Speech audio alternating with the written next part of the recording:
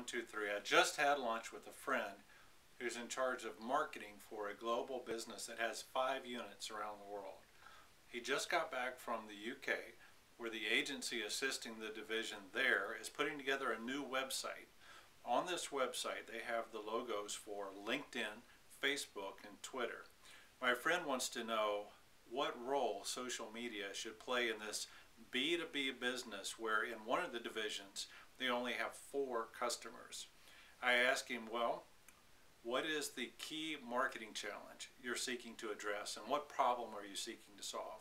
He says, that's a good question, and I know that no one has answered it. In the rush to embrace social media, people are beginning to focus on the technology and not asking the standard marketing-oriented questions as in, what problem are you trying to solve and for whom?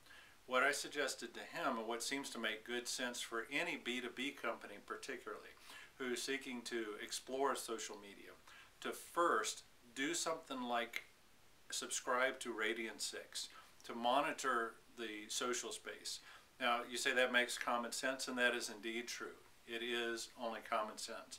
What you'll be monitoring are not just mentions of your brand, like doing keyword searches on your brand, but ask what problem is it that we are solving, and are there people in the social space talking about that problem?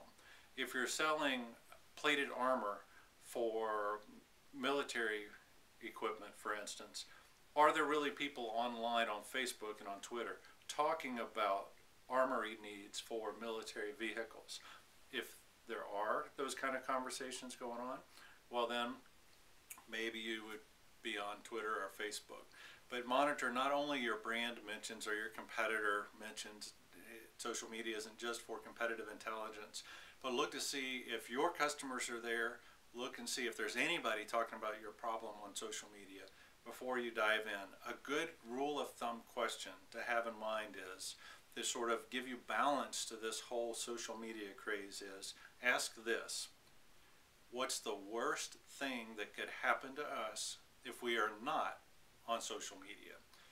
My hunch is that you and your entire management team in the B2B space, you would probably be okay with the consequences of the worst case scenario for not being on social media.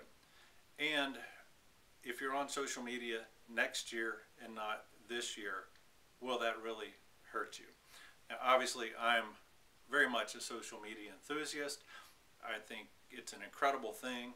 It affords a wonderful way to meet tons and tons of new people all over the world and to find those few people who really are interested in you and you have a lot in common, or you don't have stuff in common, but you go in the same direction and you learn from each other.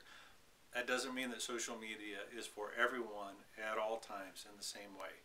It's okay, especially in the B2B space, if you want to take your time, monitor, explore, assess, and put your toe in gently rather than diving in. I heard one friend say that, well, sometimes you just got to dive in the pool. For the B2B world, especially when you're dealing with intellectual property and the need for confidentiality, yeah, okay, it's okay to jump in the pool, but first, check to make sure there are no sharks there. So in the rush to embrace social media, it's okay for B2B players to take their time, monitor, and watch before leaping.